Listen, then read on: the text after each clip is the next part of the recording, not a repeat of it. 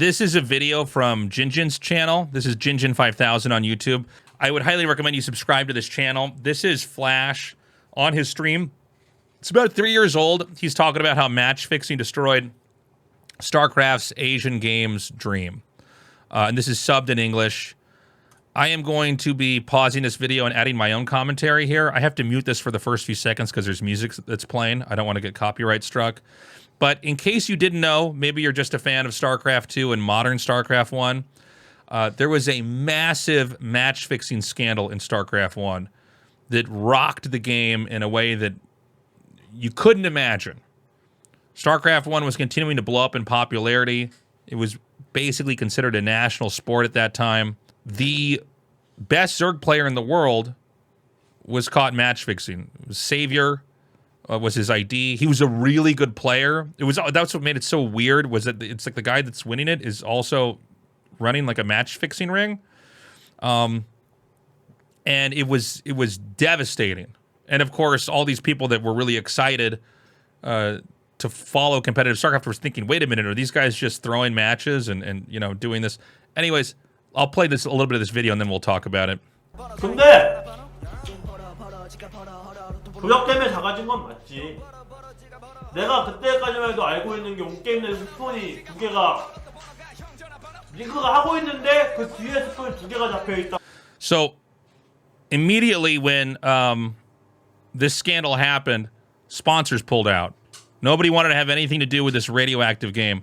If you don't know the way that esports can make money and can sustain itself, it's sponsors and advertising dollars. You can't pay for all, like, you know, the prize pool and the production costs if you don't have that. So it was a massive blow. 올림픽 종목 거의 채택하려고.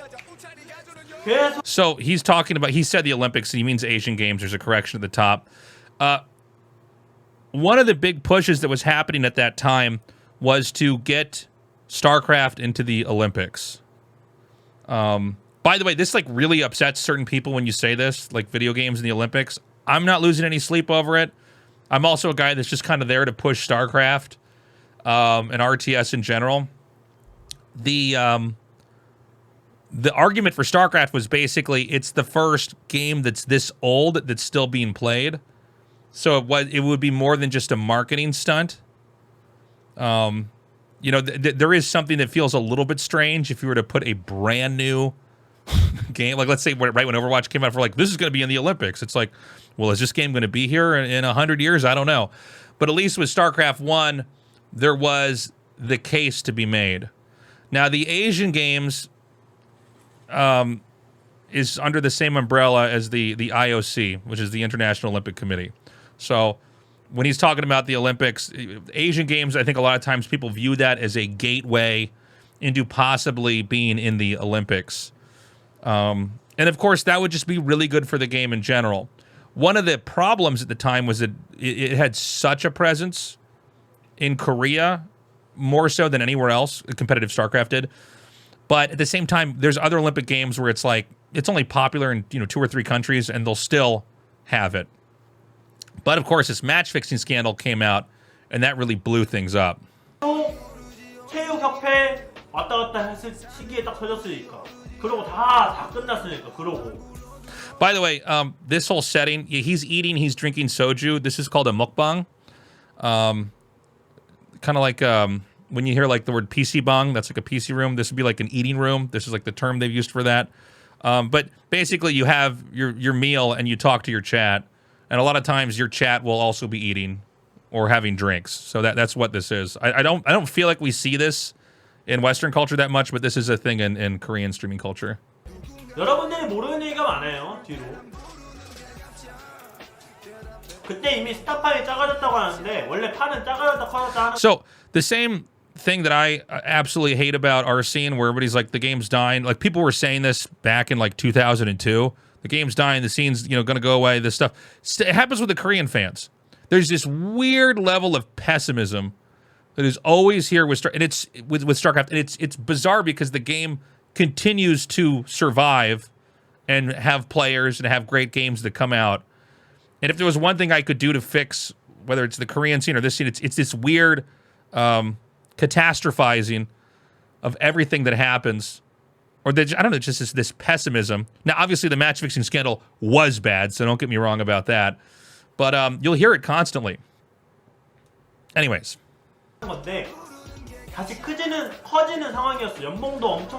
So he's completely correct about that. I mean, there's highs and lows for any game. And this is true for other stuff, too. I remember when people were talking about, like, that WWE or WWF was going to go away, that wrestling wasn't as popular, that it was a trend. And it's still here. It's still big. But, yeah, at this time, salaries were going up, which is generally, player incomes are a very good way to test how healthy an ecosystem is. Caster incomes too, team organizer income, the director of the show, because it means, okay, there's money coming in. It's a healthy environment, and salaries were on the rise then when this match fixing scandal hit.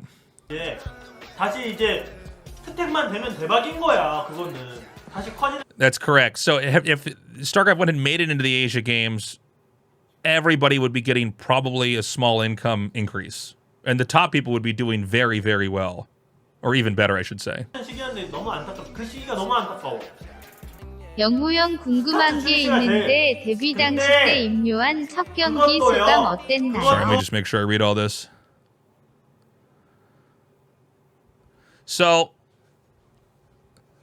StarCraft 2, when it was coming out, it was actually in a really weird spot. It was probably one of the more difficult game launches in Korea that's ever happened because Kespa was refusing to negotiate with Blizzard and keeping Blizzard out. And companies like GOM TV agreed to go talk to Blizzard and just put StarCraft 2 on their streaming platforms and do that. And Blizzard was going to pump a bunch of money in there. But the issue was that the StarCraft 1 Korean orgs at that time, they wouldn't let their StarCraft 1 players play StarCraft 2. And they would not take the StarCraft 1 tournaments off TV. So it was like this huge problem where it's like, well, how do we get Jaedong and Flash and all these guys to... They're not allowed to play. Almost all of them, by the way, wanted to play. And of course, like Blizzard's, Blizzard doesn't... They don't now, and they didn't then, release a lot of games. It's like a game, every like couple of years? And this is supposed to be the best marketing platform in the world for StarCraft. So there was what the online scene was seeing and reacting to, and then there's like the people that were actually working in this that understood what was happening. But at the time, I think people thought, okay, well, StarCraft 1's going to kill StarCraft. Is StarCraft 1 going to kill StarCraft 2? Is StarCraft 2 going to kill StarCraft 1? And one of the big pushes was to eventually have the StarCraft 1 tournament switch on to StarCraft 2, or maybe try to do something with both StarCraft 1 and StarCraft 2, like in the same pro league. Also, can you get audiences to switch over? I like both the StarCrafts. I've been playing Warcraft 3 right now, like the campaign, and I've actually gained a big appreciation for it. I'm not even doing multiplayer, and I'm still like, this game's great. But I think at that time, especially, people were very tribal, and it's hard to get one audience to switch over to another game. It's tough. So Blizzard was in a really tough spot, and it was not being helped by the fact that this was already being fragmented by some players not being allowed to play and everything. If you go back and look at the old GSL, like the very early seasons, it's all the players that were not good enough to be on pro teams.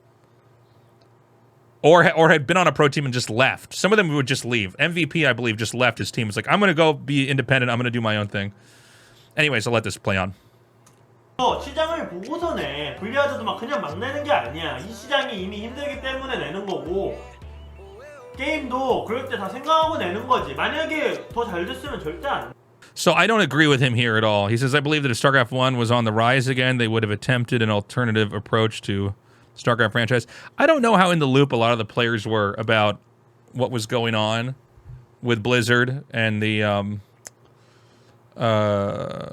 Kespa and those fights happening then. I mean, I don't think Blizzard ever, Blizzard loved the players and wanted, they were excited that anybody would be this good at learning their game. But I think part of the whole reason why StarCraft 2 was even pushed the way it was that Blizzard was locked out of StarCraft 1. So StarCraft 2, they were going to push that hard and try to do something with esports that wouldn't just be locked up in Korea. 아니지. 또 다르게 하려고 했겠지. 그때는 이미 터지고 이미 다 망가진 상태였어. Yeah, sorry. That is true. The match fixing scandal was way before StarCraft 2 was announced. Way before. And those pros had already done the damage to the scene itself. 그냥 딱 얘기할게. 그거 터지고 시청자들이 관중수가 무조건 풀리가 꽉 찼거든요. 절반으로 줄었어. 그럼 뭐가? Yeah, so that should give you an idea of the damage that it had. I remember being at some of these live events. You would not believe how many people were there. It was crazy. But yeah, when the match fixing thing happened, it turned a lot of people off to the whole thing. And I think also, myself included, it didn't even occur to me that people could match fix. Maybe that's me being naive. I also didn't realize people could hack. Well, they would use like map hacks in StarCraft. I remember my brother and me both not understanding when people talk about hackers on ladder. I thought they meant like someone that opened up the game in the code and like was like being a hacker man. And I was like, well, no one's doing that. I didn't understand that their websites you could just download. You could just see everything that was going on. It was like years later, my brother and me found out about this after going to LANs and talking to people. And we downloaded one to look at it. And we're like, oh my God, this thing is so crazy. But yeah, the same thing here. It didn't occur to me that anybody who's playing StarCraft for a living would match fix. I also didn't know there were sites where you could bet on StarCraft. I didn't really know about like sports betting or anything like that. It should be explained here. There's several ways you can match fix, and I don't have all the details on how some of this happened, but there's a way where you can have two players and one guy agrees to do one strategy while the other guy does another thing. So let's say that I go Nexus first and you agreed to 9-pool speedling me. You can go Nexus first. We see it even now in ASL. There's no way, even if I tried my hardest to control perfectly with Nexus first, I will lose to a 9-pool. And because of the nature of best of 3s and best of 5s, every once in a while you want to put a risky build in there to try to get an edge, especially if you're up in score. Another way that you can match fix is to, against a player who's pretty good, just do a strategy that's not viable. And you could bet against yourself. So if you're going to match fix, you would probably bet on yourself losing on one of these sites and then do a strategy that doesn't make sense, or you get two players to come together and they would basically almost like it's staged like one of those like WWE wrestling matches, like, okay, we're gonna have it back and forth, but I'm gonna lose at this point in time. I'm gonna fly my dropship into your all my dropships into your turrets. I'm not gonna unload in time. And from there, it's going to be easy for us to close the game out. Stuff like that. There. 말 당한 거지. 거기서 끝난 거.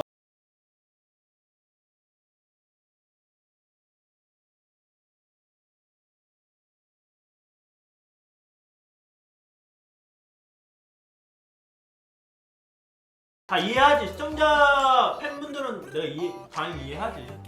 그러니까 올림픽이 아니라 아시안 게임이었던 거 같아. Okay, he corrects himself here. 아시안 게임이었던 거 같아.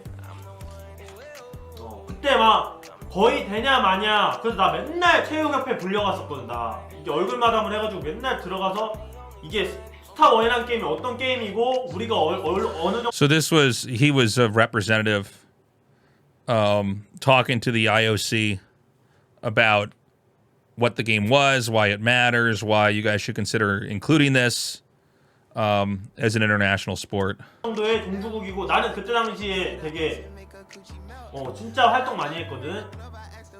근데 판이 안 좋으니까 휘청하더라. 판이 안 좋으니까 그때 이후로. So there's a little bit more history to this here too. There was a second attempt to do this with StarCraft 2 with the IOC. And that was done through ESL. When the I think it was the Pyeongchang Olympics in Korea Pyeongtaek is where the military base is. So Pyeongchang is there's a bunch of areas where you can ski, and they held the Winter Olympics there. And Artosis and I and the rest of the broadcast team at the time set up a event that was kind of Olympic style and invited the IOC there. Scarlett ended up winning this. It was supported by Intel, and we were trying to again convince them to get StarCraft 2 is a kind of forever game for the Asia Games or the Olympics. The IOC was invited. They got to there's actually a big committee come through and look at the game, and we really were careful to make it the most basic casting ever, so that if you don't know the game at all and you walk in there, you can understand what's happening. We casted, like, a lot of people watched it, but we were really casting to that small committee and trying to make it as accessible as possible in the hopes that we would get it. Now, shortly after this, all the Blizzard people got canned and esports got murdered at Blizzard, and so that was another lost opportunity there. But yeah, I mean, there was a second attempt at this as well. 협회에서 그때 노력 많이 했지. 말도 못해. 그거 터졌을 때 막 진짜 관계자분들 막 울고 막 이런 것도 엄청 많았어. 진짜. 그때는 근데 요한이 형이 막 바꾸고 이런 식이 아니야. 요한이 형 왜냐면 공군에 계셨거든. So I don't know if some of the guys that aren't hardcore into the history know this, but the Air Force had a team. All young Korean, this is still true, all young Korean men, they have to do military service. I think it's like 18 months now. I think it used to be 2 years. It depends on what your role is, like what the job is you have. So this was like a fundamental problem for a competitive game for StarCraft, because all these guys that were good, you know, they have to go into this system where, okay, well, now you're not allowed to play StarCraft and compete. And so they made a deal where the Air Force had a team and they could play. The only problem is that they didn't have enough time to practice as everybody else. So the Air Force team was always losing. It was a smart idea. It was a pretty cool idea. It was pretty cool to see Korea try to adapt to this. But it didn't pan out. So Slayer's Boxer was one of the first people to join that. He might have actually been the first, because he was like kind of the first Korean super charismatic StarCraft superstar. He got good, a year or two into the game, getting big. And he was also kind of like what Flash was at this point in time, like a big spokesperson for the game. But Slayer's Boxer slowly moved into competitive poker. So that's what they're talking about here, just for some reference. 그리고 협회 입장에서도 언제까지 요한이 형으로 갈 수는 없는 상황이었어. 그래서 막 나하고 대동이 형하고 많이 움직이고 막 했지. So sitting here. There we go, Spine. Sorry. I'm having a hard time with YouTube here. So one thing to note, though, is that although they're talking, Flash is talking about this kind of being a huge blow to it, I just checked with ChatGPT. The Asian Games does have gaming at it now. Just not StarCraft. I don't know if... We'd probably need Blizzard to actually come in here and care about us if we could ever push that to happen again, since they own the game. But I'm looking at this right now, and it looks like... Let me see here. These games have been in the Asia Games. Arena of Valor, Asian Games version. I'm actually not familiar with that game at all. Dota 2, Dream of Three Kingdoms 2. I think some of these are cell phone games. EA Sports, FIFA, branded soccer games. By the way, FIFA's massive. I think people, that are kind of into the hardcore esports like Dota and StarCraft don't know that. Hearthstone, that's a Blizzard game. Why are we not in there? League of Legends, PUBG Mobile, Street Fighter V. In fact, I think Street Fighter V was in the Asia Games after Street Fighter 6 came out.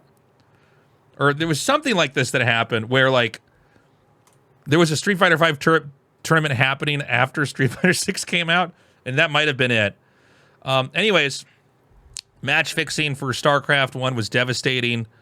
I'll probably do another video or two on that, kind of breaking that down and what else happened with that. And there was also match fixing for StarCraft 2 that happened again. The whole thing repeated itself. And it was, again, with the best Zerg player at the time. It was Life. Which is crazy. It's crazy that history rhymes like that. After everything these players know. Thank you guys so much for joining me for that. I hope you enjoyed this content. Let me know if you like this kind of stuff in the comments. If you want me to make more content like this. It's very interesting for me, but I think a lot of people don't know about it, so I love sharing it. You can get this shirt I've got. This is a Zerg upgraded shirt. I've got a bunch of cool stuff on my merch shop. We've got posters, mugs, shirts, hoodies, everything at tastelessthreads.com. We got this little Tastosis hat right there. And you can join me on my Twitch stream where I make this content live with my community. Have a good day. Stay safe out there. I hope to see you in a future video. Bye-bye.